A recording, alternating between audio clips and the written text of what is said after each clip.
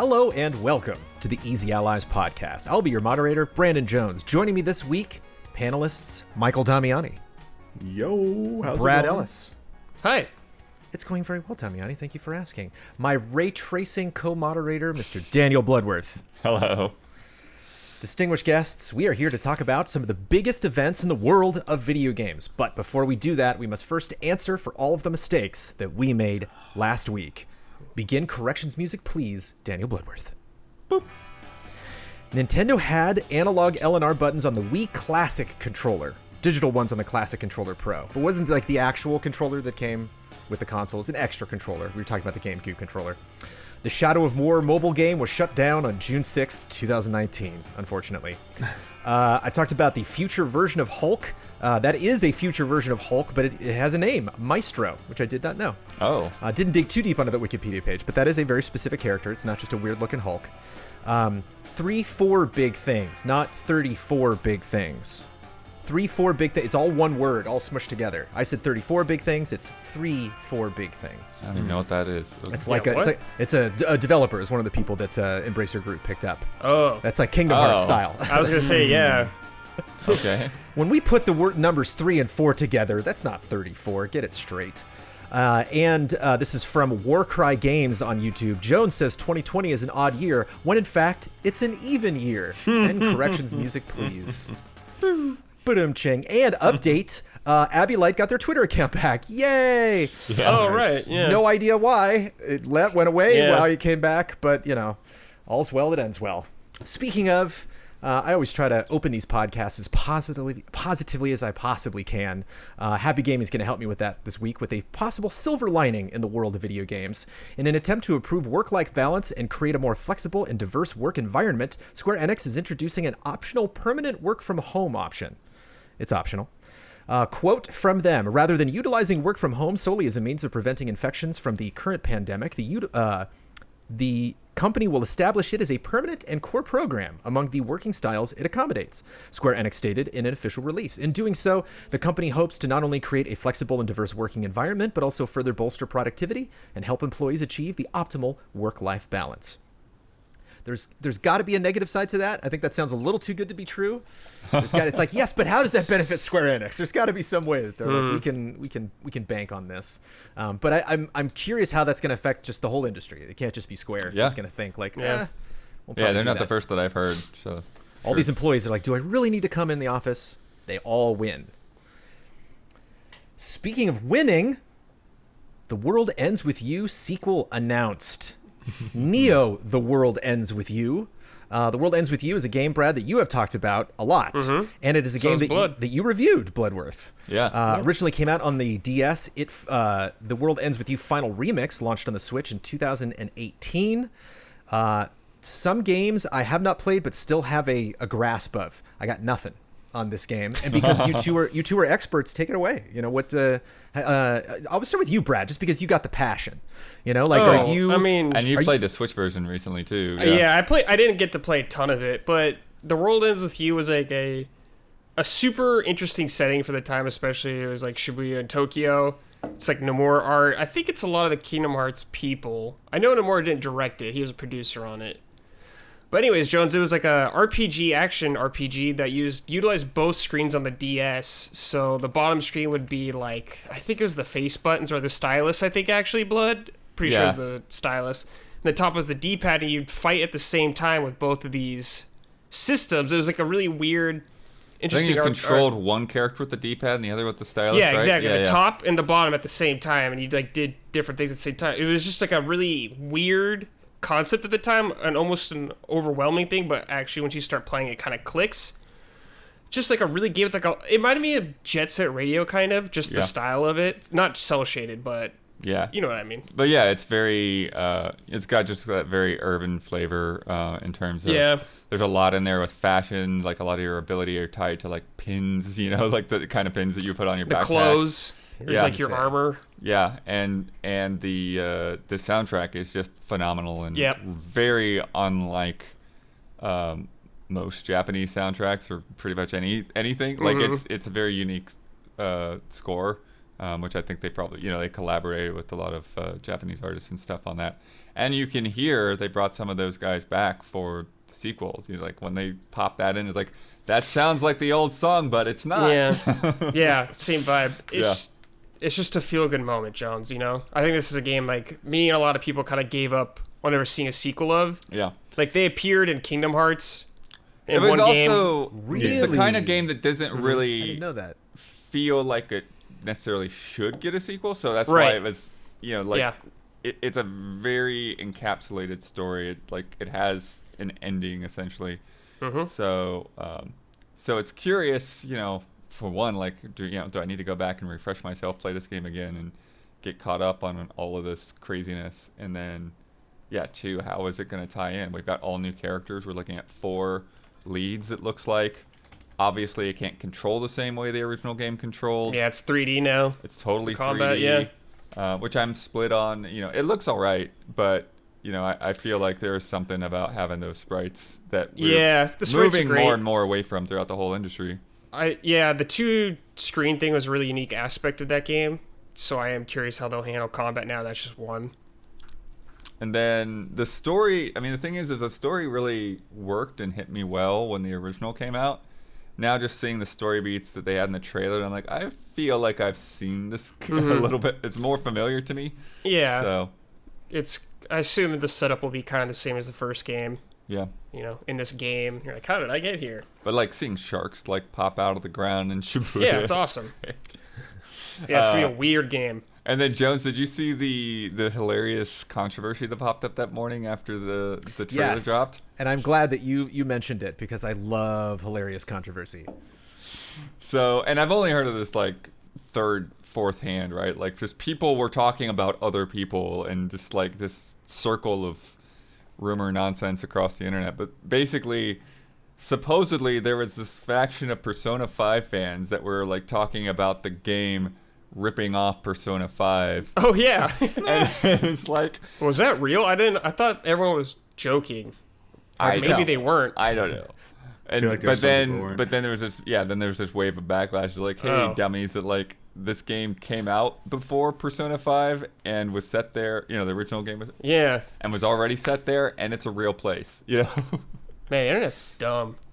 Well, it's a bummer if they like upset these people because this is probably a game they would enjoy. This is probably something a vibe that they would feel in sync with. But anyways, it's like I said, it's like the playing telephone rumor kind of thing. It's like I never saw anyone originally tweeting that. I just saw the people making fun of the supposed people. But that's actually kind of goes back to one of the things that. One of the reasons I ended up connecting to the first game is it came out not that long after I had first gone to like TGS with game trailers. And so I had actually been to Shibuya and to a lot of these places, and like even looking at the trailer for the new one, it's like, oh yeah, this stuff, it all like it feels familiar. It's like I know that street, So it's pretty cool. Damiani, did you check out the DS game? No. So I feel bad. This is a series that constantly gets brought up. It's a series that a lot of people who've played it are really passionate about and have wanted for something new to come. The 2018 Switch version was, a nice gesture, but throughout this year they've kind of been teasing. Like there's the anime, right? That was the first thing that was teased, and then there were rumors about there's going to be another game or something, and this comes about, and I feel bad now. I need to play at least the Switch version. I feel bad that I don't know if I'll be able to play the original version because of how unique it was. And I know that it wasn't preserved obviously in the Switch version. But yeah, this is I'm glad they're doing something like this. I'm glad they're giving they recognize Square Enix, that is, recognizes that they have series that are still popular even if they don't have more than 1 or 2 games or a game and a spin-off, that this is what they probably need to do. So yeah, I feel like I need to play the first one in preparation for this one because I'm probably going to check this out now. Yeah, sales are probably going to get a nice bump, I would imagine, of that first game. And I used to have the mindset that when we get a remake of something, like Crash Bandicoot style, that that's just kind of testing the waters to see like, would these people be interested in a sequel, and then the sequel goes into production. But these are so soon, like 2018. Like I don't know if that's time. I mean, this doesn't have a release this game, date. it's not that bad. I mean, they probably were already in pre-production when the thing released, and then it was just a matter of like, okay, you know, is this solid enough to go forward with? You know, because I imagine there's a lot of games like that. Where, you know, like they get the concept and all this stuff down, and then, you know, based on whatever focus testing and stuff, it either gets a green light or it gets a thumbs down. So it's like the last piece of the puzzle is like, will people actually care? Like if we re-release this thing, because you were saying, Brad, you're like, this game's gonna be weird. Is that what your expectations are set? Like, what do they need to do to pull off something that you think is gonna make fans happy for the next game? Oh, I mean, it has to have the same style and the same vibe as the first game. Like Blood was saying, the city, the culture of that game, it has to be intact. Like what we've seen is on the mark, especially with the music, is like it's falling in line. I think if they went like a completely different tone and style, then people would be pissed. I think the combat is probably the most risky thing because it's just different. It could be awesome. I have no idea. Yeah, it's gonna have to be. So that's maybe the one thing that people could be concerned about. Yeah, and that's the thing is like the combat was really fast paced. Yeah, you know, and you know, part of that was juggling both screens at the same time, and it was like, you know, you're like tapping on the D-pad and swiping around with the stylus and keeping track of all that. So I think it's really, for it to capture that same sense with a different control scheme, it's going to be about pace and energy and just feeling like those, you know, hits come really fast and that you have like a lot of combinations going on. Yeah, I think the pins are back. I think I saw the like pins the are definitely in there. Yeah, which is great. Like you gotta have that. But I'm curious with the 4 characters how that all is going to interplay. If we'll be doing all 4 of them at once or something, maybe. Yeah. Blood, do you get excited? You're familiar with this franchise, but when this happens, when you know, a franchise is brought back, something you didn't think that you were going to get a sequel, is that attractive to you? You know, as an outside observer of like, oh, maybe I should, like Dami was saying, maybe I should play the old game, or maybe I missed out on this if it's something that Square thinks is valuable enough to bring back. Oh, I mean, yeah, for sure. Just in general. I mean, of course, this is one that I was, you know, I am familiar with, so I'm interested just on that end. Like I said, I was a little bit skeptical just in the sense of, you know, will a sequel feel like it's tacked on or not, you know, or that it's being like fan servicey or because it felt like a one-off unique story. And so anytime you take that and you turn this into a franchise, it's like, well, this might not work. It might have been better as a singular story. But I'm definitely optimistic, and we'll see how it goes. Yeah, Jones, like, when they put these characters in Kingdom Hearts Dream Drop Distance, I was like, oh, man, dude, Nomura's not forgetting these guys, okay? And that was so long ago. And then once again, I never thought I would get anything. But now it's here, baby. And in the summer, it's coming up. Yeah. And PS4 as well, Switch. Yep, so. Switch, PS4, yep. Yeah, it's just positive vibes, and I'm just curious to see what Square's expectations are, because we, you know, Square's had some ups and downs this year. We talked earlier on the podcast where, you know, Final Fantasy VII, big up, Avengers, big down, and they were like, no, 2021, just wait, it's going to be big. So I'm curious what their expectations are for this. Do you think they're really going to bring in a lot of new? Do you think that they expect to bring in a new audience for this, or is this mostly? I'm sure they're expecting some new, but I'm sure this game was much cheaper to make too than Avengers, so I'm sure their bar is not as high. Most games right. are. Yeah. I guess I'll mention that IGN reported Avengers still hasn't made their money back. I wasn't gonna mention it. Yeah, they haven't done anything to bring any money back. You're still waiting on your first characters, right? True. Yeah, it's mid-September. It got a price cut, and somebody tweeted it. Broke my heart. They were like, "I can't believe Avengers got a price cut before it got its first character." It's like, no, Brad, I'm that wrestling guy in the stadium where I'm like, "It's real to me, damn it." It's okay. It could come back. I still enjoy it. Could. Yeah, it could. Yeah. It needs to be No Man's Sky, not Anthem, basically. Yeah. Yes. Yeah. I was thinking Rainbow Six Siege, but it's not that competitive. It is more of a No Man's Sky situation. Oh yeah, Rainbow. I don't think Rainbow Six ever had a hard time. Like Rainbow Six has just been killing it.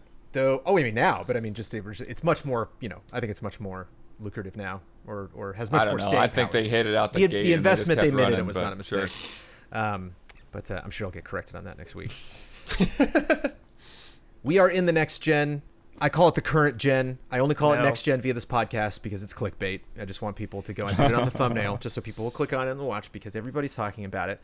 And we kind of touched on this last week, but I feel we need to talk about these consoles breaking, man. These, like, we're having a little bit some console woes, and I'm curious. This first one, I'm gonna talk about PlayStation, then we can talk about Xbox. They're both having issues. Have you heard of the PS5 download queue bug? Where I don't know. just fails? No. Yeah, you download a game, you set it, and then it brings up the queue. It says 0%. It stays at 0% forever. Like if you try to re-download the thing, it's just not going to happen. No. And a lot of people are like, you got to kill everything. You got to dump everything off of your PS5, completely start from scratch. Jeez. Not with your profile, but like. Wow. I haven't heard of this. We have had our fair share of issues with the PlayStation 5. I got plenty we could talk about. We'll get to them. But yeah, it's interesting that I haven't heard that just for myself or in the team. No one's really shared that. So yeah, that one's I haven't new. had that. I have noticed that like it's not auto updating for me. Like the firmware or games? Games. So like a lot of times when I just like turn on my PS5 out of rest mode, it'll be like, all right, it's downloading a Demon's Souls update. I'm like, why didn't you already do that? Why are you telling me that now? Yeah. Yeah. I thought that's what rest mode is for. I guess it doesn't download the system updates in the background either. I was playing a game, and when I finished and closed it, it actually popped up saying, hey, you have a PS5 update. Would you like to do that now? And I'm like, oh, yeah, sure. I guess, I don't know if it just default sets to not interrupt your gaming experience, or it just may right now it can't do, as you said, like it can't do updates when it's in certain modes or something. Like if it's in the middle of a game, it'll just stop. I don't know. We just noticed you died for the 9th time in Demon's Souls. Would you like to update your PS5 right now? Because you want to take a break. Take a break, to delete the game. Yeah, I got to turn notifications off because we're capturing footage for review, and it's just like Fortnite's updated, Avengers is updated. Like, okay, thanks. Yeah, a lot of that stuff will happen automatically. Yeah, it hasn't happened to me as much lately, but Astrobot for some reason was like shooting out notifications for the leaderboard stuff, and I'm like, okay, all the time, Astrobot, all the time, back to challenge runs and stuff. Someone beat your time. Do you want to fight back or something like that? Yeah. It's like no. Like later on, you don't have any rivals in Astra. No. Yeah, it's no Sackboy rivals. So I want to speak for two people that are not here. Ian Hank had Miles Morales crash in the middle of a cutscene, and one character was like, do you want to hear what I have to say? And then like nothing. And he was like, I guess you don't. It's like, I guess I don't get to hear what you have to say. Ben had a heck of a time with Miles. Ben had to like restart his playthrough at a very specific point in Miles Morales, which thankfully did not happen to me when I was reviewing it.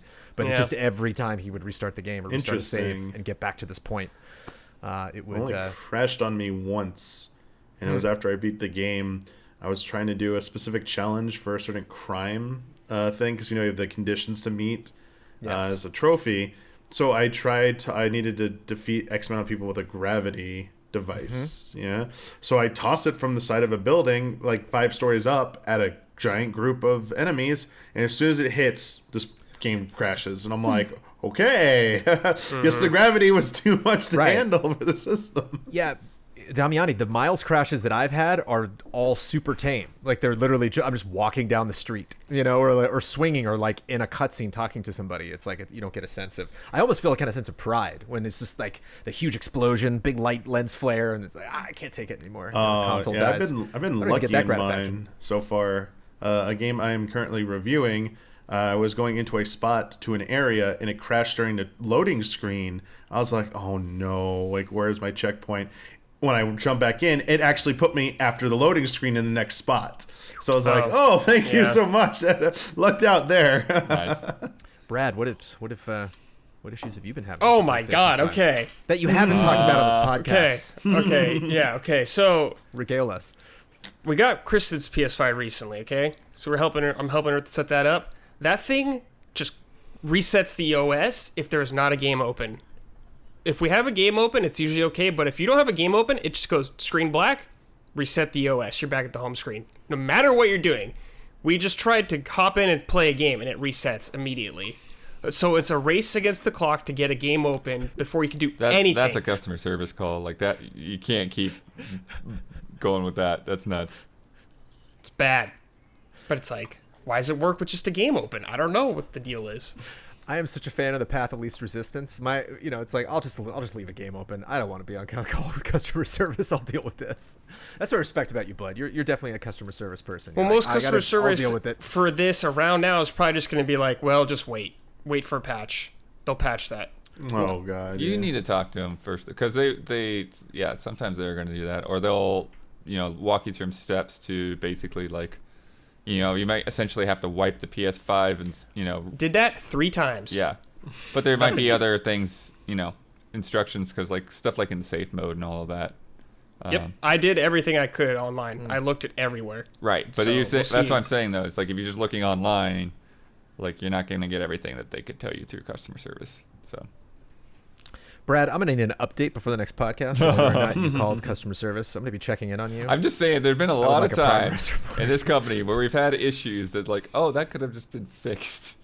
No, my PS4, the disk drive on my PS4 phone. Still does not work. Does not load DVDs and discs and stuff. And I was like, the next generation's going to be soon. I remember my Switch died when I was in the Splatoon 2 review. I had to have that turn around. Oh. Brutal. And the Switch did have issues, but like, is this just what happens with the console turnover, or is this? And we'll get into Xbox in a second, but this feels weird. It feels rushed. It feels like they're not steering the wheel. It feels like there's just a lot of. It feels like there's more than usual for sure. But there is also the amplifying effect of the internet to where, the worst issues bubble up and seem like a bigger problem than they might actually be in the the grand scheme of things. But I do think that there's been an abnormal amount of just like general crashes and stuff. I've gotten lucky to where like the crashing is stopped for me, but I had one night where like Demon Souls would just keep crashing on me a few times. And then Call of Duty was crashing on us during group stream. I feel like it's gotten worse as they've patched some things. Right, because I didn't have issues until the first patch I got, and then that's when it started. I got one crash during Miles in my review, but it was like I was up, kicking a guy into the air while a bomb was going off, and so that made sense. So it was like, okay, you never want, no one should ever forgive console crashes. Demon Souls didn't crash once when I reviewed it, so but now I'm hearing everyone else is crashing like every time. Is this reputation damaging, or like, come on? No one's gonna care in a year. No one's, Yeah. It really depends on how long it lasts. Yeah, like if this stuff is all cleaned up, like by Christmas or even by the 2021, then it's gonna just go away. But if it's if we continue to see issues like did you have on there? Did we talk about this last week, or I don't remember if this happened after? But the quick resume on Xbox Series X has been problematic. I know you're in a hurry to dunk on Xbox, but we can get to that. That is the primary issue, that people are having. Which brings to the question of how important quick resume is. It's like, is this something that Microsoft's gonna be like, actually? So we still don't know what games really do it. It's not on the box. It's not something that. Or it's they trailers. Should all do it. That's the thing. Not. It's like it. Yeah. So some of them start off. I mean, it's like when I did the stream on launch night. Like I was gonna show off Red Dead quick resuming, and then it didn't, and like it did before. Like I did this like 15 times. Like what happened? Right. What were you saying, Brad? Oh, I was gonna say, Jones, you're talking about people like this damaging their reputation, and I was just like, you guys remember the Xbox 360, the Red Ring of Death? Oh, yeah. It's like, I totally forgot about that just till you asked me that question. That's the worst thing ever. And I was like, people aren't going to care after a while. Like, it didn't hurt Xbox. It doesn't hurt Xbox right now where they're at. That's for sure. I'm trying not to draw connections with what I imagine was a very, very stressful year trying to get these consoles out, dealing with shipping and dealing with employees working from home and all of that stuff. But it's hard not to at least just kind of like generally make that assumption because we're not really going to get definitive answers on a lot of this stuff. I think the other issue with this in terms of talking about damaging reputations is right now I feel like most of the things that I've heard about feel like operating system issues, essentially. You know, like software bugs that like, oh, you can patch it. I think that when you really get into like reputation damaging stuff is like Joy-Con drift. You know, it's like, oh, like the only way to fix this hardware thing is to send my console off to get, you know, repaired or replaced. And like, that's always more of a nightmare. Even if it's a quick turnaround, you know, like I get a Nintendo product back and within a week, but it's still like, that's a week that I can't do anything with it. But that's Nintendo eating its own lunch. If you're Bluepoint or you're From Software and you're getting all these reports of people playing Demon's Souls, are like, man, this thing's crashing right and left. Are you like, hey, you're like, are you mad? You know, like, do you know, where's the pressure coming from? You know, if you're an executive at Sony, how angry are you at designers right now? Or are you just like, they're buying them, you know? Don't worry, we're breaking records. Yeah. Take your time. Probably a little both, honestly. Like they're like, we should fix this as soon as we can, but we're doing great. They are doing great. Sony is doing so great. Scalpers are having a wonderful year. Oh yeah. A UK-based scalper group called Crep Chief Notify told Business Insider its 12 members had collectively purchased close to 2,472 PS5 units in recent weeks, plus just under 1,000 when pre-orders first opened in September. Brad, tell me about that. It's just like, man, it's people just buying consoles to sell them for more, man. It's like, yeah, you can like do that. It's legal, but it sucks for people who honestly just want to buy it to play it. What do you think, Damiani? Is this life? It's only legal if you're doing it for, you know, your own personal reasons. I feel like that kind of coordinated effort, there might be some other shady things going on there that might need to be looked at when you're doing it at that volume. Like one person going out of their way, like camping overnight. It used to not be so bad. So here's the thing. It used to be not so bad. If you camped out at a store overnight, got a console or some high value product because you waited and stuff, like with everyone else, and then you came out and you bought it, people really didn't get angry at you if you went on like eBay and flipped it and stuff. But I think now, because with COVID, most people couldn't go into a physical store. Right. So everyone had to go online and deal with this. I think with the ease, it's way more frustrating to people when they don't get it. It also sells out faster. People understand a console, like it's gone in minutes. So this one kind of like sucks because I think it hurts a little bit more too, because of the nature that everyone's everyone's forced to have to do it this way. Right. There is no brick and mortar option this time around to just go walk in like, I could just go camp out overnight if I really wanted to get this. I have an alternative. Some people I think might have tried to do that at some places, but in general it stinks. If you're just one person doing it by yourself, it just sucks when a lot of people do this and like people who buy tons of them for the sole purpose of doing this. Just wish the sellers, these storefronts would care more. A lot of them don't. They just made their money, so they don't care. And the whole the frantic nature around this and the FOMO behind it. People want to buy this. People buy it. That's also part of the problem, is people buying into this.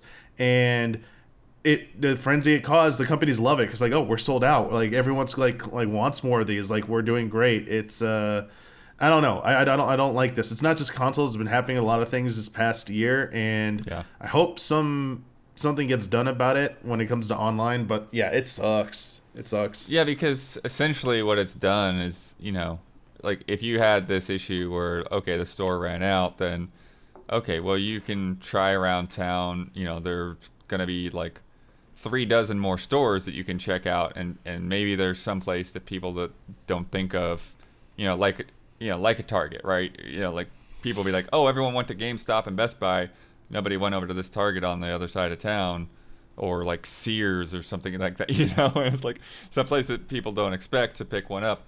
And now with everything being online, it's like, okay, well, there's 6 places that you can get them, and if one of them's sold out in 5 minutes, then that there's not really you don't have another option. You can't call around. It's like, well, guess I'll just wait till there's another notification that they're gonna go up.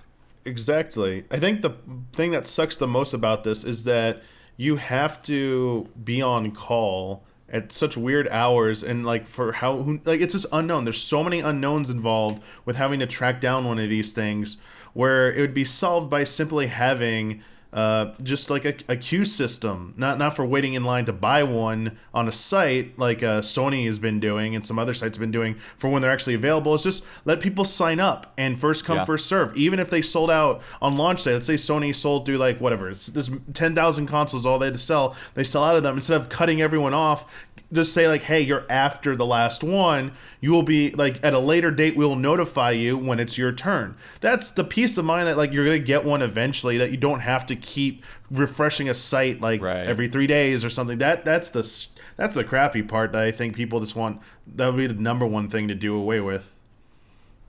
But that makes these companies that you were saying, Damiani, are doing so well, that potentially makes them less money because they kind of want the fervor. You know, they want it's in a strange way. It just makes the wrong people look good because like it makes, you know, Sony and Microsoft look good because there's a tremendous demand for these consoles. They're making as many. You know, they have the sympathy vote because they're trying. We're trying to make as many consoles as we possibly can.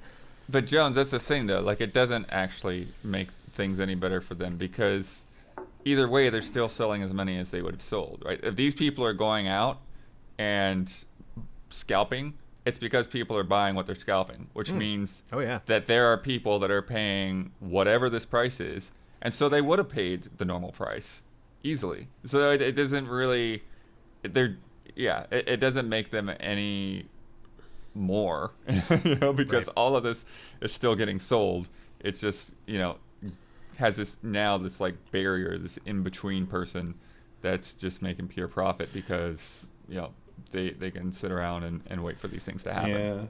I can only think of the reason maybe some stores won't do the queue system or something like that, and they do like this fervor, is because you see a lot of stores like Newegg, you see GameStop doing it, the bundles. They see that something sells out right away, and so when they start getting in new waves of stuff, they start attaching other products to it that you need to buy. Now, some of these, I would argue, the ones that come with like a game and an extra controller, like a Spider-Man or a Demon's Souls plus another controller, that's not the end of the world. But I see some of these bundles putting in like, you have to get a camera. And it's like, never one's going to know, like, who wants the camera? Or not that many people want the camera. Or they put the remote. They start putting in the ones that sell the least amount just to get them, like, to make sure they sell their entire inventory out. And and that tax on money. And then you can't return that. When you buy as part of a bundle, it usually says, I think, on the receipt. So, yeah, that isn't as bad as scalping, honestly. But that gets equally as frustrating that they're trying to attach that. But I mean, that's the same thing. Stores have to do what they can to survive as well, but it doesn't make it any less frustrating and annoying as a consumer. And I just want to put out there that, you know, the four of us, or at least I can speak for myself, are of course very grateful that we have access to the consoles that we do. I got to shout out. You're both here. Shout out to Brett Ellis, Michael Damiani for getting me my PlayStation 5. Oh yeah, and my Xbox Series X pre-orders. Currently playing Valhalla on my Xbox Series X. Haven't done quick resume, but it does load very fast. But I just imagine there's a lot of people who don't have PS5s that they're like, man, if I gotta play exclusively Just Dance on the thing and keep that app open the whole time to, you know, keep my PS5 up and running, I would do it, you know. So yeah, shout out to all the people that have not been able, you know, to pick up those consoles. But is there any Blood I have a couple silver linings before we finish this. Sure. I got some good news from both camps. But moving on to Xbox with quick resume, do you think is that reputation damning, or is that something potentially Microsoft could just kind of walk away from and be like, you know what? We don't really know what kind of games it's going to work on. Just cross your fingers. If it works, great. But yeah, I don't know. I don't know if they've revealed enough about like what the actual technical nature of the issue is to really say what's going on there. I think it's odd because in terms of previews and all of that kind of thing and kind of the test machines, it just seemed like it worked and it was magic. And so to go from that into like, oh, it doesn't work on these games, and now it doesn't work on these games, and then it's like becoming more and more spotty, it does sort of put that doubt in your mind of like, okay, is this going to be the game changer that we thought it was, or whether they're like overreaching, or is this just some strange hiccup that, again, like they get it fixed by the end of the year and then we never think about it again? Or at some point do they say, hey, you know what, this is just not something that we can actually deliver on, and throw it out the window, and we equally never think of it again. because I'm a glass half full gamer. You know, it's like I think about, but sometimes it's empty. I got to be honest. Like I was sitting down to finish up Miles Morales the other day, or I was going to play Assassins, and I had to play the food, and I'm like, oh, okay, while this is loading, I'll eat, and then I like put the plate on my desk. It was like I can't. And I was like, oh, I'll watch something on Netflix. Fine, I'll put off my gaming experience. I won't hear the Valhalla theme looping, 6 times. But yeah, I'm just curious. It goes from something, these fast load times are really great, but quick resume's something where I'm like, I can't tell if it's something I really wanted or if we were just kind of looking for what are they doing? What is different about these consoles? What is, having gotten hands on, what are the things that are really exciting about Xbox? If quick resume goes away, will you be sad, Blood? A little bit. I think it really depends on the type of player you are, and how much stuff that you have going on at the same time, how much you bounce between games. But I think even if you like aren't constantly bouncing between 6 different games, like if you play something for a few days and you play something else and then you go back, it just is really nice to just like. You're just right in the action. You don't have to sit through all of the junk at the top. So, I just imagine people, Brad, just going after From Software and being like, "My Demon Souls crashed," and they're like, "Hey, dude, we just made the game." Like we don't.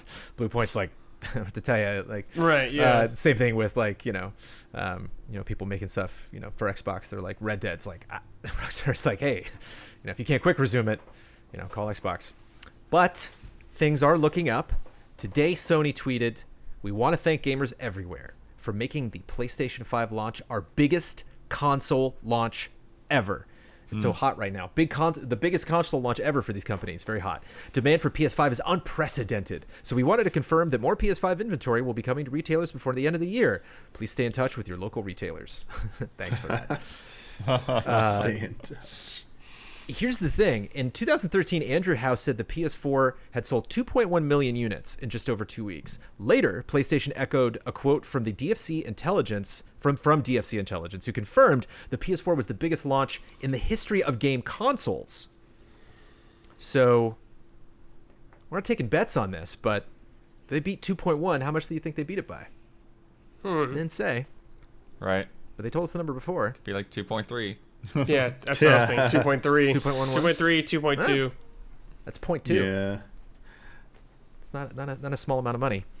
And for Steam users, if you hadn't heard about this, PlayStation 5 DualSense is now in public beta testing for use with Steam. Oh, Nice. Because I know a lot of people were like, well, I didn't get a PS5, but I got my DualSense at least. Yeah. I can close my eyes. It'd be and really imagine. nice if like the real features like get supported onto PC games that are cross-platform. So that like you get the trigger effects and all that kind of thing on PC versions. And for Xbox, Phil Spencer told The Verge, you are going to see a Xbox app for smart TVs in the next 12 months. Nice.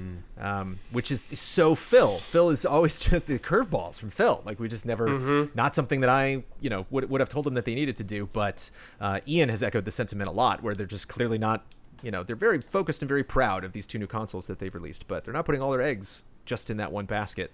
Obviously, you get Game Pass for PC, and that's a tremendous value. So it's going to be very interesting to see.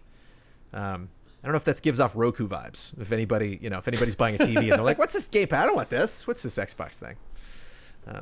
So hopefully things turn up for them. It just, Damiani, you've been through quite a bit of console launches. Now that we've discussed all these potential issues that are happening with both of these things, can we be optimistic for the stuff to get better? Are we gonna be waiting for like the stuff they promised to work before they add new things to these consoles, or does this feel different to you than consoles past? Yeah, like what Blood said earlier, I think maybe there's a little bit to it that the issue's a little bit more profound than the more recent ones, at least maybe the last 2 generations.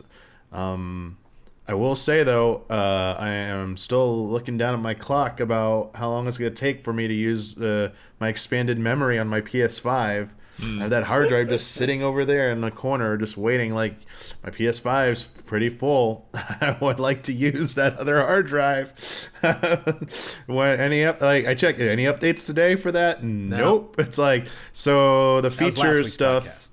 Yeah, I think that's also part of the thing with how big the games are. Plus, people carrying over their previous games and saves. It's just a little bit more apparent on, I think, both systems that you need a lot of space. The games have gotten really big in file size, though. Some good news is that some PS5 game versions are smaller in size than their PS4 counterparts. So there's some hope that maybe there's relief coming in not just more storage is needed, but they can reduce the storage space needed as of now because of game capacity. So we'll see.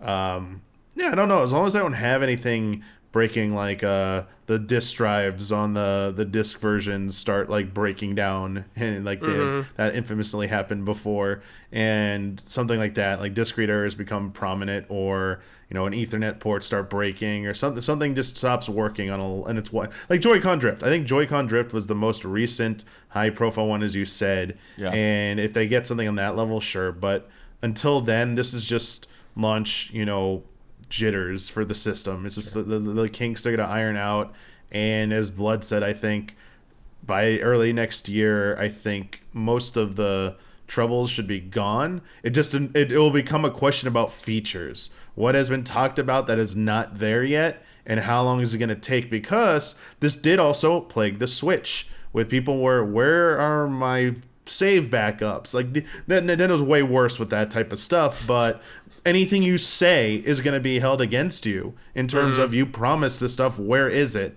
And there'll be those articles say a year later, where is this feature and stuff? So I do think that they only have so much time on promised features, but so far they're fine, I think.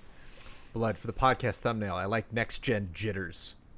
Next-gen jitters. Yeah, that was good. I was maybe going to go with next-gen woes. I like next-gen jitters. Jitters, yeah. Thank you for that, Damiani. So, it's a stressful gen crossover. Stressful year. Almost done. It's the end of November. Almost made it through. Last podcast in November. 1 month left, and we're at the end of 2020. Good time to talk about mental health, I think. The Oxford University just did a study on video games and mental health. And I think this is fascinating, A. B, it's a light news week. And C, I was interested in this not because it's like the definitive study of video games and mental health. It kind of talks about less about its definitive findings and more about kind of the difficulty of talking about this issue. It's something that we haven't necessarily addressed. And so I went through it as a jolly 19-page document, if you're curious to go check that out. And I want to toss some quotes at you and just kind of my general thoughts on these things, just for transparency. Quote, the research was supported by grants from the Huo Family Foundation and the Economic and Social Research Council, and by in-kind technical contributions by Electronic Arts and Nintendo of America. The funders had no role in study design, data collection and analysis, decision to publish, or preparation of the manuscript, and the authors declared no conflicts of interest. We surveyed players of Plants vs. Zombies, Battle for Neighborville, and Animal Crossing New Horizons for their well-being, motivations, and need satisfaction during play, and merged their responses with telemetry data. Example, logged gameplay. I want to stop them there because, everybody playing Plants vs. Zombies, Battle for Neighborville, and Animal Crossing New Horizons is having a wonderful time. It's like, okay, Oxford, great test. Do the same thing again with Call of Duty and Overwatch, and let's see Doom. With Doom. I don't know. I think Doom's a nice release. Doom might there's be not a lot of okay, multiplayer. Competitive multiplayer game. It's really I think people. I mean, it takes a long time to get to people's islands, but other than that, I think the mental health of people some playing gacha those games in there. Let's look at that mental health. Right. So not to just discredit it out of the gate, but I would be curious. Interesting seeing Electronic Arts and Nintendo of America pop up. I wonder if, I just imagine the phone call. Oxford gets them on the phone. They're like, okay, we want to do the study on mental health. Electronic Arts, give us a game. And they're like, Battle for Neighborville. Why don't you talk about that? Was that kind of, was that a shady deal? Do you think, would this have been up to Electronic Arts? I wonder. I think it might have been more the the researchers approaching them to just maybe get permission to use, right, if they wanted to publish the work, to at least clear it with them that there was like no issue or something. I don't know. I don't even know if they have to, but I think probably went that way. I don't think they asked the companies for a game like, which game can you give us? I think it was the other way around. Like Animal Crossing, I get, it's the zeitgeist. It's still going. We have the holidays coming up. A lot of people are still playing this. But the Battle for Neighborville is such an interesting play. Well, I think, again, maybe, I don't know, like how well, I don't know how well they know gaming or anything like that, like in terms of genres and all of that kind of thing. But I think just in general, the franchise, right, Plants vs. Zombies, is a game that you've heard a lot of people put a lot of time into, right? It is a game that has this addictive quality to it. Yeah, so okay. I think that might be sort of what they were going for, is like, okay, these are games that we know people pick up and then they put a lot of time into. Whereas, yeah, Battle for Neighborville, maybe not as much as the traditional Plants vs. Zombies. But I don't know. It's just good vibes, man, that game. Breeze. That world's cool to be in. Yeah. So I can see why they'd pick it. But I'm just saying it doesn't have, like, I could see them going for, trying to see the addictive nature and effects on mental health. And Neighborville maybe not exactly fitting what they were thinking of in terms of Plants vs. Zombies in general. But I'm just speculating, again. Right, yeah. How many pages say it was? Like 16 pages? 19, yeah. It's like 19. I think it's like 24 or something, but there's a lot of lot of notes on the back end. Preamble. Yeah, a lot of references that you can check and other fun articles you could read. Didn't go that deep, but I did read the whole thing.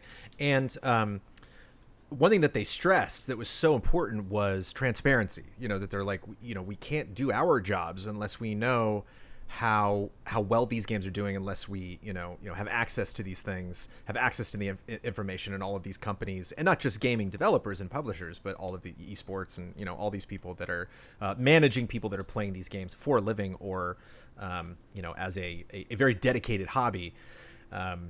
Which makes me wonder, Damiani. So you are the head of you're the head of Nintendo. Congratulations. All right. Sorry, Blood. You missed out. No, Blood's just working there. Took over. Yeah, Blood's just Blood's doing the treehouse. Now, would you be scared to release this information? Do you want to, and obviously, if it's easy for you on this podcast to say that, the right answer, which is no, I want to spread the information about mental health. I want people to get better. But from a business standpoint, would you be nervous to really give them the raw numbers? I mean, I think there has to be, at the very least, there's a little apprehension, but I think at the same time, so speaking as now I'm the head of Nintendo, so I'm looking out for Nintendo's best interest. I'd rather an independent group do something like this than a government-backed thing do this, because if they do it and then they make findings, they might want to pass legislation based on those findings. So an independent group doing this and just publishing its findings, it's something everyone can look at, and it probably by default is innocuous, and it's going to be useful information to us because now we can see they just provided us a lot of extra information about our users. Obviously, we have, as Nintendo, we have tools to see what our users are playing on our own end. We can see what they're playing when they're connected online, and that only gives us so much information. This actually gets, extracts more data from them about their habits. So now we know how to maybe make future updates or future games that appeal to those sensibilities, and B, don't cross any lines, because we don't want to be known as the company that makes a game that's too addictive that it leads to like negative behaviors. We want a lot of people to play our games, but Nintendo, we're very cognizant of the well-being of our consumers. And we're the company that puts out messages that says should take a break every 30 minutes. If the game's, having a hard time, maybe you should play it on an easier setting. We don't want people to get angry and unhappy with their games. We want them to be good. Hey, we made Ring Fit. I was just going to say, we want people to stay healthy. Is Ring Fit the cure-all? Yeah, we want happy, healthy gamers, or consumers, sorry. And yeah, I don't really, unless it came out, I think they probably had an indication that this isn't going to be harmful. It's going to show a lot of information that we had no idea about. And so there's really no downside, I think, to this. And plus, they're like, I know they gave them money, but the money Nintendo would have to front to do this research on their own and get that access might have probably pales in comparison to just giving some money to these people to do it. But Brandon, you said they gave in-kind donations, right? Nintendo and EA, they didn't actually give cash. They basically probably just provided the games. Yes. Yeah, but in-kind technical contributions by Okay. Sorry. Never mind. I mean, then, yeah, that's even. I mean, but that's good. That's even less. Yeah, you're not really giving them anything. So that's a win there for them as well. Brad, who do you trust the most? Oxford University, Electronic Arts, or the government? Oh my gosh! Government the least. That's for sure. I don't know.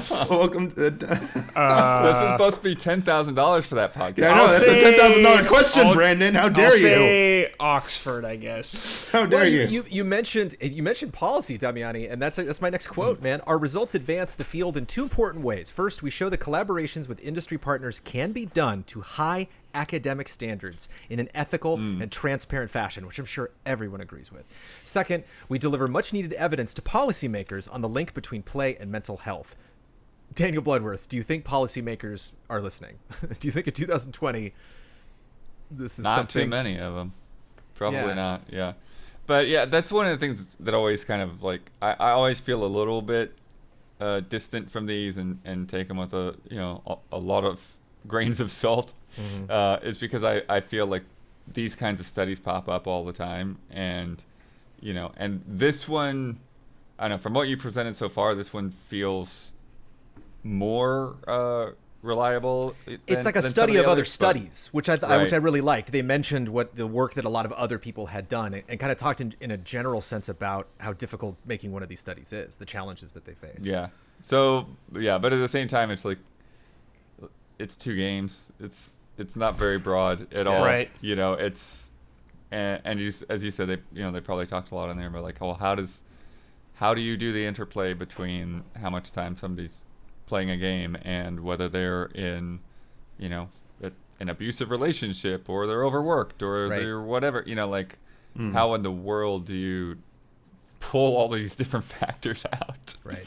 And decide, this is because, they play video games a lot rather than, they live in Wyoming and they go out horseback and riding every weekend. It's right. Like, yeah, that's a really good point. The problem with since the start of video games, and like obviously this goes back to video games and violence and trying to pin all that stuff after music was no longer the cool kid, it was video games. So now it's video games shot to be blamed for everything.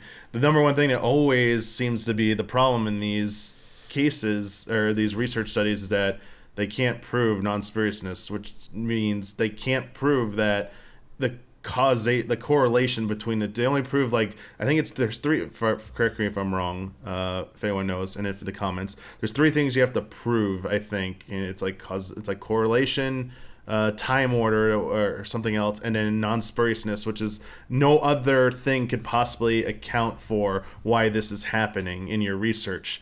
And when it was video games and violence, it was like, as Blood said, these research did not have any information about do these people have an underlying condition? What is their environment like? All these other unknown factors that an army, if this ever went to try to become something like policymakers and lawyers would go nuts on that, saying you got to stop this. But that hasn't stopped. I think the thing is with this is that it's I feel like maybe there's some nudging from either not even ESA directly, but just the fact that they're members of the ESA that. The mandate is do stuff before someone does it for you. This is why the ESRB was formed, so that we weren't regulated by the government for rating our game, because no media wants to deal with that. And so I think these types of actions, these types of studies, these things that they back is because they want to have this done independently. So, but again, just the drawing conclusions from this stuff is always, it's for people who are way smarter than me, and people have much a much more rigorous background in stats and math that can actually figure out what and then research, who can do this type of stuff. And I took a few classes in college on stat and research stuff and research studies, and the number one thing every professor would always say at the beginning of each like class would be, the first day of class would be, the number one thing you got to learn about research is that you're always going to need more research. That it's very hard to come to a conclusion. There's always going to be more research needed, and that's like just it's not that it's futile. It's just that know that one study isn't going to be the end all be all for a lot of things. Mm-hmm. It takes a lot of years and a lot of different things to happen before people can start making meaningful conclusions, I feel like, about stuff. That's how I feel when I finish one game and move on to the next one. It's like, I need more data, you know? I learned a bit. There might be more here. You know, I played Spider-Man already, but that remastered, I don't know. I got to get more info. Damiani, I think you're extremely smart because you keep pulling quotes before I have a chance to get to them. Literally, my next quote is, in recent years, researchers and policymakers have shifted focus from concerns about violent video games and aggression to concerns about the association between the amount or nature of the time people spent playing video games and well-being. And of course, but I never really thought about that like, thank goodness that dumb conversation's over with this direct correlation between violence and video games, where it's like, I'm not saying there's absolutely nothing there, but it is certainly not as intense as a lot of the people that have gone to bat or tried to change policy because of those things. But you're definitely hearing, of course, you know, all sorts of companies suing Electronic Arts over, loot boxes and just this what is gambling, what is addiction, addiction. How, that's it. Yeah. You said the magic word there. That is exactly why this is going on, because violence. Yeah, the violence thing has been beaten to death. It didn't go anywhere, so now it's addiction. That this is a disease that it needs to be treated, and that it was, I forget who said it was technically they wanted to classify it as like was it a mental disorder or a disease? Yeah. I forget what they wanted to do with it for video game addiction. And the day that happened, because it was in mainstream news, I had my parents call me and go, "Did you know that video game addiction is like a thing?" And like, they were like, they were like, "What do you like? Is like everything? Are you an addict and stuff?" I was like, "Really? Okay." Because it's my job. I was like, "So I'm an addict now because it's my job." That's the like, this is the thing. But like, that's one side of it. The other side is that like gambling part of it, the gambling addiction with gacha, with loot boxes. Yeah. That is a little bit more serious. That is something that does prey upon people who have either, they have issues with that, and some of them cannot help themselves, and you're not giving them you're not creating a good environment for them so that they fall victim to their own vices, and that you really shouldn't be doing that. That is clearly exploitative. That's clearly taking advantage of people who need help. And that is, I think in that instance, it's right. And as you saw, there is litigation that's been happening because of that people want to take action on it. Whether it's we really care about the kids and people, or, hey, this is it's like violence in video games in the 90s. This is a hot topic. This is going to get headlines. It's attention grabbing. I need to make my move. It's probably a little bit of both with that. Do you know your total Final Fantasy XIV playtime? I'm not saying that I'm not saying there's warning signs here. I'm just saying it's a number you might want to have. Look at Brandon Jones. If you're doing stats, I know how much Final Fantasy XI I played. It was definitely more than 14. And that was, I think it was a month. I was going to say, I hope, with how much you talk about Final Fantasy XI, I hope you do that. I would say that there's two things. One, I mean, you can always saying you're not an addict doesn't mean that you're not, like admitting the problem. And it is absolutely not something. Does it? I think the number one thing always is like, why you still are able to do something about it is, before it consumes you, is this destroying my life? Am I losing my job? Am I losing my friends? Yeah. Am I losing my health over that? And I could, for that at least, I could say it's like, haven't crossed any of those lines. Like work and friends, when push comes to shove, those always come first and stuff like that. I won't say, to try and like make some scheduling things work in the past. There have been times in the past I'm like, I can make this work. I can totally do this. I just only got to sleep 2 hours tonight, and I can fit everything in a day. A little bit of that, like it's a little excessive, but there are people out there who they spend their entire like life fortune or too much more money than they have on this type of stuff, because they go for the whales, the people who will spend way too much more money on this stuff than they have, and then they like lose their marriages, they lose their houses, their cars, they lose their jobs. That is the degree of where I think something needs to be done about that, and you need like help. So yeah, if you're heading in that direction, you start saying like if you're like taking out the credit card one too many times, it's like might be time to like maybe ask a friend to take your credit card away, or ask someone for help for that. Rock bottom is a term that comes up a lot in the addiction community, where it's kind of like that is a eye-opening experience if you find yourself in that position. But I think we're doing okay. Your cats are very healthy, Damiani. I'm not concerned. This one line made me chuckle though, because it's. There were parts of this where I was like, wow, I can't wait to read this, because this is really smart people. It's like there's not always smart people delivering news that I get to, bring to this podcast. But this one line, I was like, you could have just called me on the phone, I tell you that. Recent evidence suggests self-reports of digital behaviors are notoriously imprecise and biased, which limits the conclusions we can draw from research on time spent on video games and well-being. Basically saying if Electronic Arts tells you something, right. Don't. Yeah, that's always a problem. Yeah, people don't want to admit to things. That's why people who write research questions have to be very creative and careful, I feel like, or for what I've been told, so that they know how to extract information without seeming too threatening, or that getting you to confess to something that you might be ashamed of, or something you don't want to admit. And that's why, welcome to, the political podcast, why people distrust polling a lot, because people won't be honest about what their intentions are. And you see things like, wait, all this was saying this beforehand, but it wasn't this? What? How is this so wrong? It's like, yeah, it's really hard. I don't envy a researcher's job. Like, people who have to do this, that's like, seems like a nightmare. A lot of work, and when like you're expected to be accurate, and when you're not, you get all the blame. Like, what'd you do wrong? Like, what was this? This seems like a freaking high stress environment.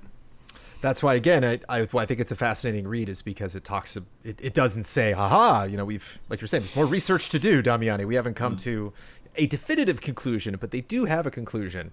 Quote, policymakers urgently require reliable, robust, and credible evidence that illuminates the influences video games may have on global mental health. However, the most important source of data, the objective behaviors of players, are not used in scientific research. Instead, researchers have needed to fall back on asking players to report their behavior, a flawed approach which cannot effectively guide policy, just like exit polls. In this study, we show that collaborations with industry partners to obtain adequate data are possible. Research with this data can be done to academic standards, ethically and transparently. We are optimistic that collaborations of this sort will deliver the evidence required to advance our understanding of human play and provide policymakers the insights into how they might shape, for good or ill, our health. And shout out to one of our patrons who brought this as silver lining. I kind of wanted to get into it more, but so the conclusions, more research to be done, but generally positive at the end of the day. We're gonna make it. Also, hopefully keeping the positive vibes going. We have a substantial international audience. A lot of people out there could care less about Thanksgiving. Maybe Turkey Day more. It's coming up in Animal Crossing. But I feel, because it is a holiday that asks us to kind of look back, potentially at the year, because we are getting near the end of it, and figuring out what we are thankful for in our lives. Personally, obviously, we're thankful for a lot. Thankful for all of you wonderful patrons. But in video games, specifically, I've asked these three gentlemen to bring at least one thing that they are thankful for. Daniel Bloodworth, what are you thankful for in 2020? Going back to all the discussion we had earlier, like I'm thankful that I actually got the things. Sure. you know? It's one thing to, on that end too, like I'm thankful that Sony and Microsoft were willing to work with us and give us everything we needed on that end. Because there were times where like I don't know what's happening. I don't know if Microsoft is going to send us an Xbox or not. I don't know what Sony's plans are, and so it was nice for all that stuff to come together and for us to be able to do our coverage. September was spooky. Yeah. We were a little nervous there for a while. It was a little dodgy. And then, just like on the personal level, it's like, I was able to get pre-orders in, and I was able to get them filled, and my consoles arrived, and aside from, the little OS things. There doesn't seem to be anything wrong with them. Damiani somehow magically ended up getting me not only a 3080, but the Founders Edition, which is one of the ones that doesn't have any issues we know of. Lucky. Whoa. So it's, it's like, obviously I have a huge pile of bills that I'm going to have to get through over the next few months, but are we on that 3080 right now? I'm looking through you through the ray tracing through the gaze ray of this tracing. wonderful, powerful beast of a machine. How do you actually turn that off? When you say it's in the options of control, right? Because you said you booted up control. Yeah, like, it's just a game setting, like stare at mirrors right aliasing now. or something. Yeah. Okay. Brad Ellis, what are you thankful for? 2020. Oh man, you know me. I'm just glad Final Fantasy VII Remake was as good as it was, baby. Yes, Brad. From where that game started, the announcement of what we're hearing about that shit, man, it just came out the way it did. I was like, whoo, thank God. Thank you, Square. I'm glad I lived to see it happen. Yeah, we made it, dude. I was like, is this gonna happen in my lifetime? Is this thing gonna be real? The joke is over. It is a real thing. And yeah, that being a spectacular experience.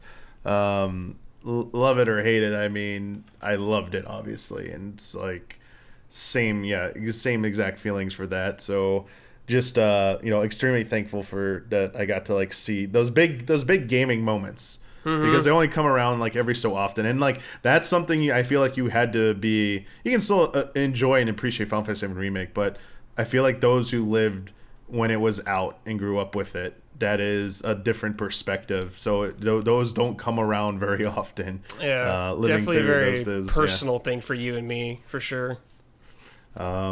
I was also going to say thank you for ray tracing.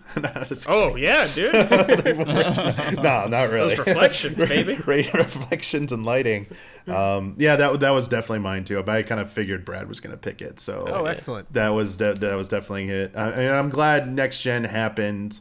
And it's been mostly pretty decent so far. That was a big fear of mine, is that they wouldn't come out this year. For the longest time, I felt like they probably maybe should have just pushed them back into next year with COVID, because the software wasn't gonna fall in line with the hardware anymore.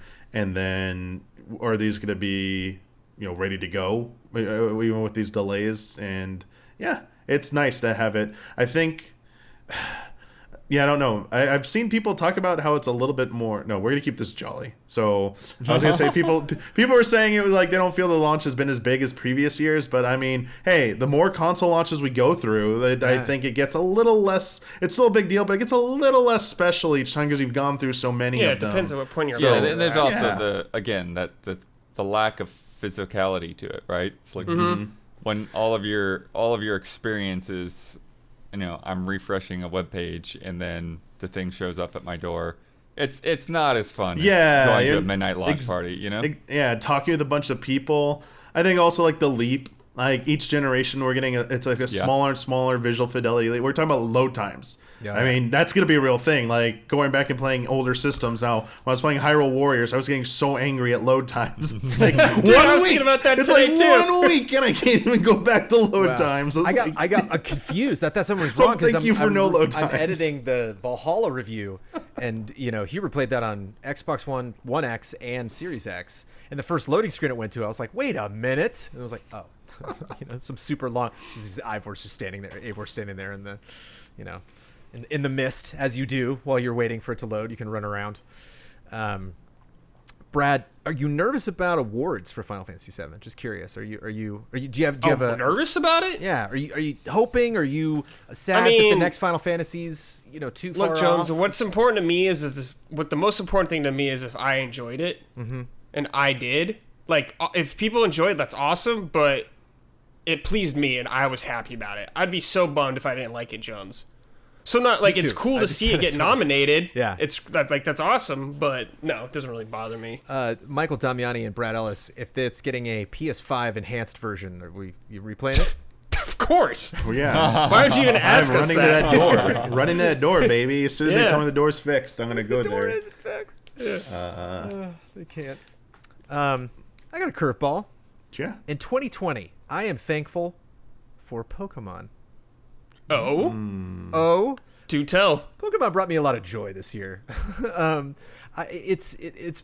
been a really interesting thing to get involved in, and for it to bring me so much satisfaction, and for to be honest, I'm not that invested. I'm invested. It really kind of, this is just trash. I'm a trash human. I'm sorry. It really does kind of play to my commercial side. I do want to collect all these damn things. I do want to max out and just be super powerful in an RPG. There's a lot of things that Pokemon fans are like, no, Jones, that's not why you like, it's not what you're supposed to like Pokemon. I'm like, hey, I'll get into it for the reasons that I want to, get into it. But it's interesting when you get into a franchise like this that I just have not had a lot of experience in, how, when you get introduced to a world, to a community like this, and then all of a sudden I got, my godson who's, 10 going on 11, who's just checks in with me, and he's like, how many Pokemon Go, characters do you have?